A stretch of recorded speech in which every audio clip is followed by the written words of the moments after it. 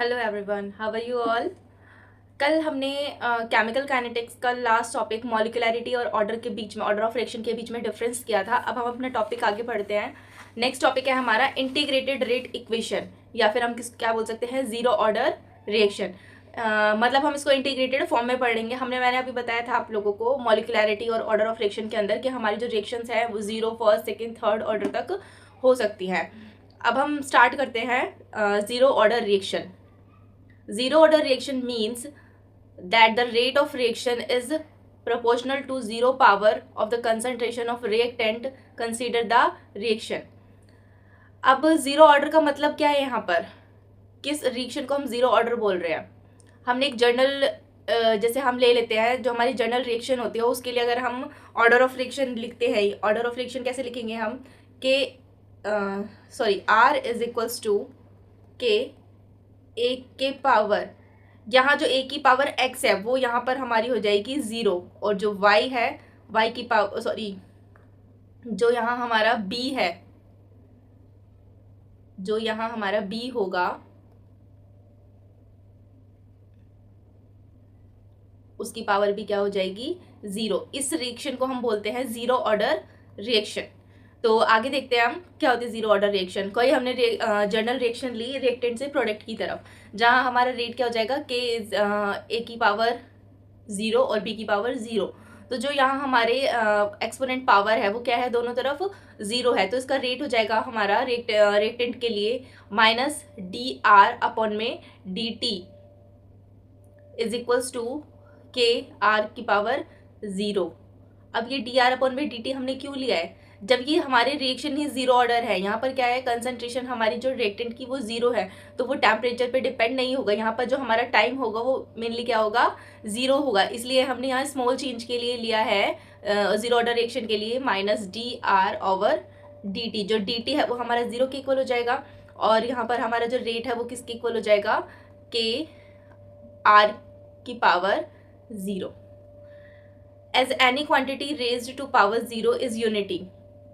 अगर किसी भी हमारे पास जो पावर है, किसी भी कोफिशिएंट की जो पावर है, क्वांटिटी की अगर हमारी पावर है, अगर वो जीरो है तो वो किसके इक्वल होती है? यूनिटी, मीन्स वन के इक्वल होती है।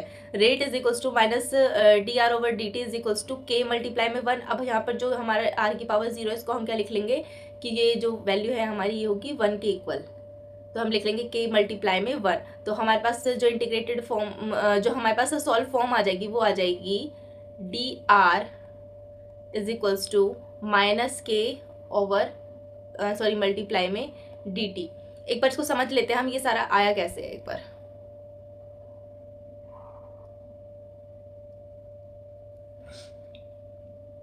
यहाँ तक आप लोगों को समझ में आ गया?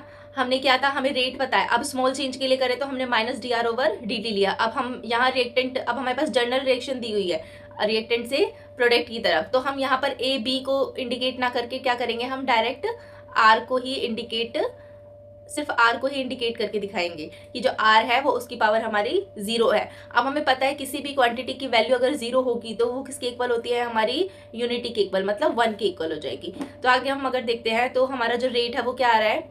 Minus d are over d t is equals to, अभी हमने इक्वल्स टू में यहाँ पे क्या लिखा है? के मल्टीप्लाई में वन। ये हमने लिखा कैसे? हमने दो रेट निकाले थे, जर्नल रिएक्शन के लिए रेट था और एक रेट था हमारा रेट लॉ के लिए। तो ये जर्नल रिएक्शन के लिए हमने रेट लॉ लिखा, और जो हमारा रिएक्शन है उसके लिए हमने रेट लॉ लिखा। दोनों को हम क्या करेंगे? कंपेयर करेंगे। अब कंपेयर करने के बाद यहाँ पर क्या होगा? ये वैल्यू हमारी वन के इक्वल है, तो minus d are over d t is equals to k. अब ये जो डी टी है इसको हम इधर लेकर के जाए, इधर हमारा ये मल्टीप्लीकेशन में हो जाएगा, तो हमारा फॉर्मूला क्या बन जाएगा?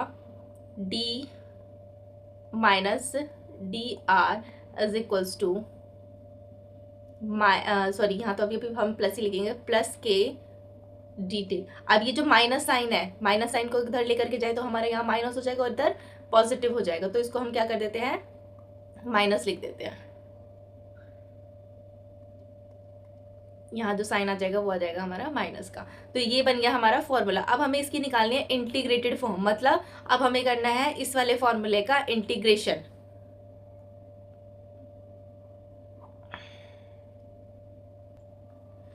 नाउ इंटीग्रेट, अब क्या करेंगे हम, हमारा जो फॉर्मूला आया था उसको हम करेंगे integrating both side between proper limits. अब हमें यहाँ पे क्या करना है, प्रॉपर लिमिट्स लगानी है और उसके बाद हमें इंटीग्रेशन करना है। हमारा फॉर्मूला क्या था, हमारा फॉर्मूला आया था यहाँ डी आर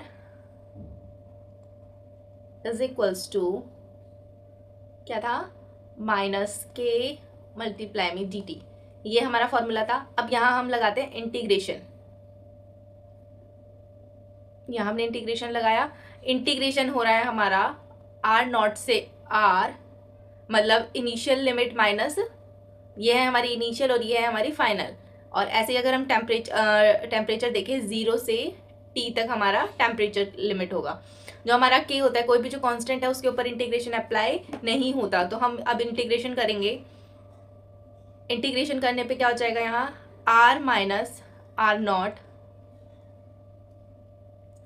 1 सेकेंड, डायरेक्ट लिखने से अच्छा है मैं पहले आप लोगों को समझा देती हूँ कि इंटीग्रेशन आता कैसे है। डी आर अगर हमने इसका इंटीग्रेशन किया है तो हमारा जो इंटीग्रेटेड फॉर्म आएगी वो आएगी सिर्फ आर। अब लिमिट लगानी है हमें यहाँ आर नॉट से आर तक इज इक्वल्स टू माइनस के टी का, डी टी का इंटीग्रेशन करेंगे तो यहाँ हमारे पास इंटीग्रेटेड फॉर्म आएगी टी से 0 से टी तक। अब हम ये वैल्यूज पुट करते हैं, final value minus initial value, तो क्या हो जाएगा r minus r not is equals to k. अब यहाँ हमें वैल्यू पुट करनी है टी माइनस में 0, तो यहाँ पे हमारा सिर्फ टी ही बचेगा, माइनस के टी बचेगा। तो अब इसको कैसे लिख सकते हैं, आर नॉट, इस फॉर्मूले को हम अरेंज करेंगे, पर अरेंज करने से पहले हम देख लेते हैं हमने किया क्या है।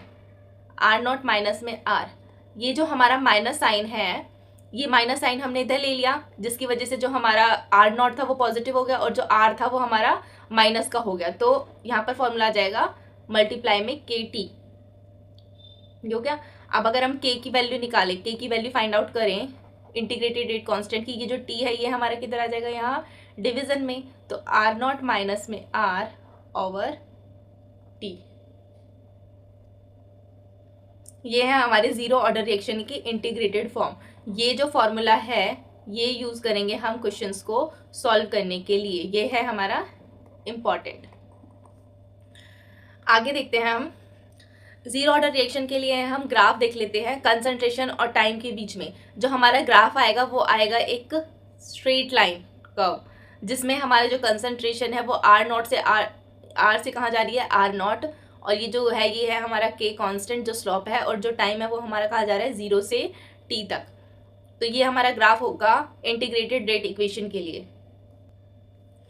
नेक्स्ट हम देखते हैं फर्स्ट ऑर्डर रिएक्शन। सेम हमने जैसे जीरो ऑर्डर रिएक्शन किया है वैसे ही हम पढ़ेंगे फर्स्ट ऑर्डर रिएक्शन। मतलब जैसे हमने वहाँ जीरो वैल्यू ली थी, जो कॉफिशिएंट था वहाँ हमारा एक्सपोनेंशियल जो पावर थी वो हमारी 0 हो गई थी, तो यहाँ हमारी जो एक्सपोनेंशियल पावर है वो क्या हो जाएंगी 1 हो जाएगी।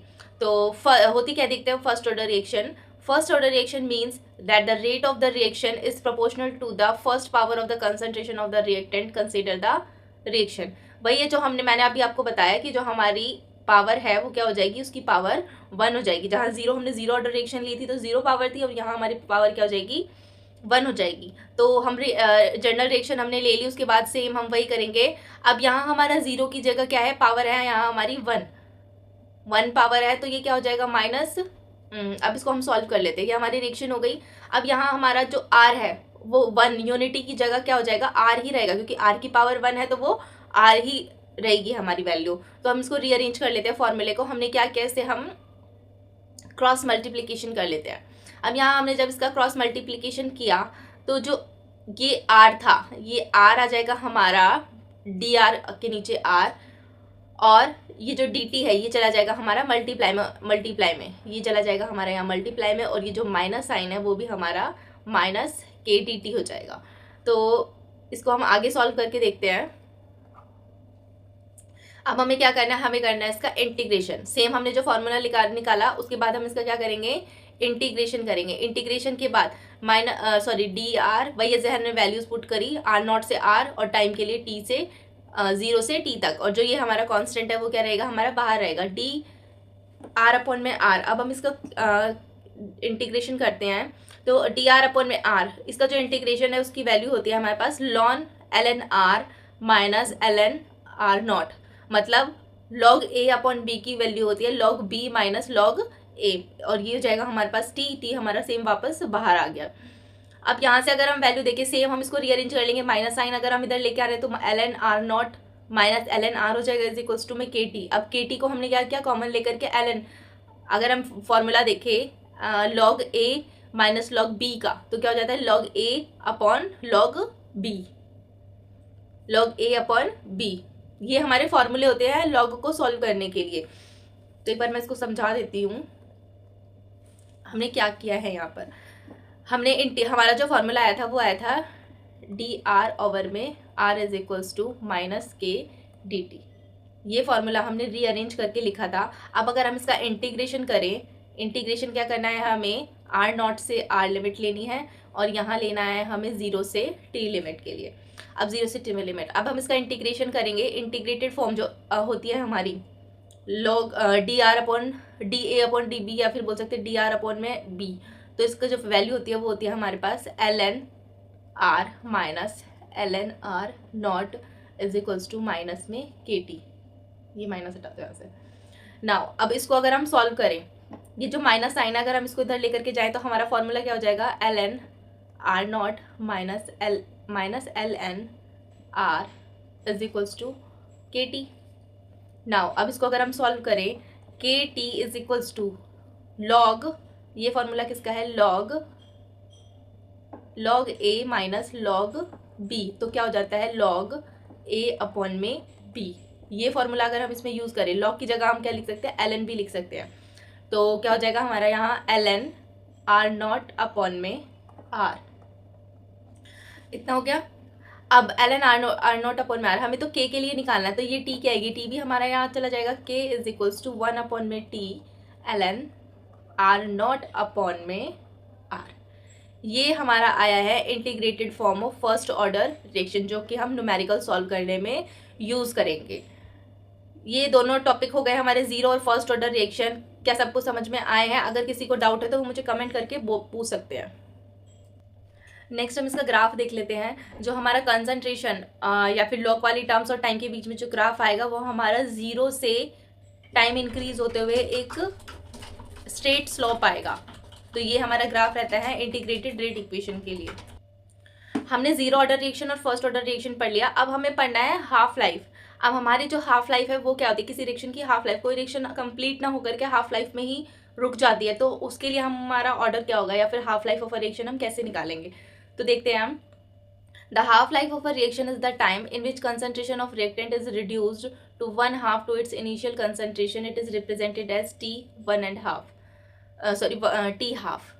तो T half for a zero order reaction. अब हमें क्या निकालना है? इसी जो हमारा हमने इंटीग्रेटेड फॉर्म निकाली थी जीरो ऑर्डर रिएक्शन की, तो वहाँ से हमने जो फॉर्मूला है वो लिया। For a zero order reaction rate constant is given by. अब यहाँ पे हमें रेट कांस्टेंट गिवन है जीरो ऑर्डर रिएक्शन के लिए, तो हम क्या करेंगे? हमें यहाँ निकालना है at T is equal to T half. यहाँ हमें वैल्यू जो है वो हमें क्या पुट कर देनी है? टी हाफ पुट कर देनी है। तो हमारा आर क्या हो जाएगा? R is equal to 1/2 R not.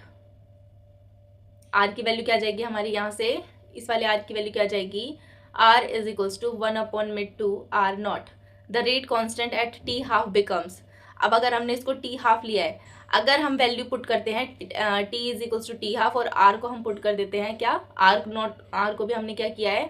1/2 में आर नॉट हाफ पुट किया है। तो यहाँ से हमारी रेट कांस्टेंट की वैल्यू क्या हो जाएगी? टी हाफ के लिए आर नॉट। उसके बाद हम इसको सॉल्व करेंगे, ये हो गया। और जो हमारी हाफ लाइफ आएगी ये मैं सॉल्व करके दिखा देती हूँ इसे कि हमने कैसे पुट किया है। हमने जो फॉर्मूला, हमारा जो इंटीग्रेटेड फॉर्मूला आया था जीरो ऑर्डर रिएक्शन के लिए वो है हमारा K is equals to R naught minus में आर ओवर में टी। ठीक है, अब हमें क्या करना है? हाफ लाइफ के लिए टी को पुट कर देते हैं हम टी हाफ, एंड जो आर है आर को हम पुट कर देते हैं 1/2 आर नॉट। ये जो दोनों वैल्यूज हैं वो इस फॉर्मूले के अंदर अगर हम पुट कर दें तो हमारा फॉर्मूला क्या हो जाएगा? R not is equals to minus 1/2 R naught upon T half. ठीक है, नाउ के इज इक्वल्स टू, अब हमें क्या करना है, यहाँ से इसको हम अगर सॉल्व करते हैं, सॉल्व कैसे करेंगे, हमारे पास क्या आ जाएगा 2r0 माइनस r0 ओवर में 2, उसके बाद यहाँ आ जाएगा हमारा t हाफ। अब 2 से 2 हम कैंसिल हो जाएगा हमारा यहाँ से, ठीक है। तो यहाँ हमारा क्या बच रहा है, r0, 2r0 है, एक माइनस कर देते तो हमारा क्या बचेगा r0 अपॉन में, ये सॉरी 2 कैंसिल नहीं होगा ये, क्योंकि ये तो मल्टीप्लीकेशन में यहाँ से हमने माइनस किया, ये 2 हमारे पास गिवन है r0 अपॉन में 2, और ये क्या है हमारा t हाफ। अब हमारे जो k और t है इसको हम क्या कर दें, क्रॉस मल्टीप्लाई करें, तो आ जाएगा हमारा t half is equals to r0 upon में 2k। ये फॉर्मूला आ गया हमारा half, t half for a zero order reaction, या फिर half life of a reaction. अगर हमें किसी भी रिएक्शन की हाफ लाइफ निकालनी है, ऐसे अगर हम फर्स्ट ऑर्डर रिएक्शन के लिए निकाले, it is clear that T half for a zero order reaction is directly proportional to the initial concentration of the reactant and inversely proportional to the rate constant. अगर हम T half की value देखें तो क्या आता है, directly proportional आता है हमारे यहाँ कंसंट्रेशन ऑफ रिएक्टेंट, और इनवर्सली प्रोपोर्शनल आता है किसके, रेट कांस्टेंट के। तो अब अगर हम आगे देखते हैं T half for a first order reaction, अब हम फर्स्ट ऑर्डर रिएक्शन की अगर हम बात करें तो अच्छा, मैंने आप लोगों को एक बात नहीं बताई थी, अगर हमारे पास, ये मैं पहले भी वैसे बता चुकी हूँ, ln a अपॉन में b का फॉर्मूला अगर हमें चेंज करना है लॉग में तो क्या आ जाता है 0.303 लॉग a अपॉन में b। अगर हमें ln से चेंज करना है लॉग में तो हमारा फॉर्मूला हो जाता है ये। तो यहाँ जो हम half life of a reaction use कर रहे हैं फर्स्ट ऑर्डर के लिए, वहाँ हम क्या करेंगे, हमारा जो फॉर्मूला आया था, k is equals to 1 upon में t ln r0 ओवर में r, ये फॉर्मूला आया था हमारा। अब यहाँ से हम क्या करेंगे, ये जो ln है, ln को हमने किस में चेंज करा है, लॉग के अंदर, तो यहाँ हम लॉग में चेंज करेंगे तो हमारा फॉर्मूला किस में ट्रांसफॉर्म हो जाएगा, 2.303 over t log r0 over r। Clear. अब नेक्स्ट हमें क्या करना है, फिर हमें यहाँ पर जो t की वैल्यू है वो t हाफ पुट करनी है, और r की वैल्यू r0 अपन में 2। तो अगर हम ये वैल्यूज इसके अंदर इस वाली इक्वेशन के अंदर पुट करें, पहले हम ये देख लेते हैं, दस for a first order reaction half life period is constant, it is independent of initial concentration of the reacting species. जो इसमें इनिशियल कंसंट्रेशन है रिएक्टिंग स्पीसीज की, उससे ये इंडिपेंडेंट रहता है, उसके ऊपर डिपेंड नहीं करता। तो आगे हम देखते हैं हमारा क्या फॉर्मूला आता है, अगर हम वैल्यूज पुट करते हैं यहाँ पे, k is equals to 2.303 over t half log r0, और r की जगह करना है हमें r0 अपॉन में 2, ठीक है, r0 ओवर में 2। तो अब यहाँ से हमारा जो फॉर्मूला है वो क्या आ जाएगा, अब हम इसको पहले सॉल्व कर लेते हैं। ये r0 अपॉन में 2 है, तो इसको हम कैसे सॉल्व करेंगे, जो ये हमारी 2 r0 से r0 हमारा क्या कैंसिल हो जाएगा, r0 से r0 हो जाएगा हमारा कैंसिल, जो वैल्यू आएगी हमारी मल्टीप्लीकेशन में आ जाएगी log 2। तो हमारा फॉर्मूला अगर हम देखें तो, और इसको हम कर ले क्रॉस मल्टीप्लीकेशन, तो क्या हो जाएगा, t half is equals to k, t half is equals to में k, सॉरी ये आ जाएगा हमारा k यहाँ नहीं आएगा क्योंकि हम तो क्रॉस मल्टीप्लीकेशन कर रहे हैं, तो वो हमारा डिवीजन में आ जाएगा। तो t हाफ और ये हमने क्या किया, क्रॉस मल्टीप्लाई किया, तो इधर हमारा ये मल्टीप्लाई में आया है, तो यहाँ हम लिखेंगे 2.303 लॉग, यहाँ हमारा डिवाइड में आ जाएगा k क्योंकि क्रॉस मल्टीप्लीकेशन किया है, और r0 से r0 कैंसिल हो गया, तो यहाँ पर हमारा ये मल्टीप्लीकेशन में क्या आ जाएगा, यहाँ पे 2। अब इसकी हमें वैल्यूज़ को पुट करना है, log 2 की वैल्यू होती है हमारी 0.301। ये वैल्यूज़ आपको लर्न करनी होंगी क्योंकि काफ़ी न्यूमेरिकल्स वगैरह में भी ये सॉल्व करने के लिए आएंगी। 0.301। तो यहाँ से हमारा जो इसको हम सॉल्व करते हैं तो हमारी वैल्यू क्या आ जाएगी, t half is equals to 0.693 over में k। तो ये हो गई हमारी half life of first order reaction. First order reaction के लिए हाफ लाइफ हम कैसे निकालते हैं।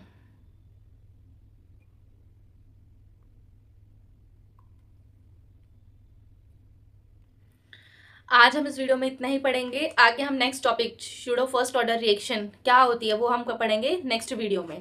तो आप लोगों का होमवर्क यही है कि ये रिवाइज करना है जो आज हमने पढ़ा है, इंटीग्रेटेड फॉर्म ऑफ जीरो और फर्स्ट ऑर्डर रिएक्शन प्लस में हाफ लाइफ ऑफ फर्स्ट और zero order reaction. Thank you.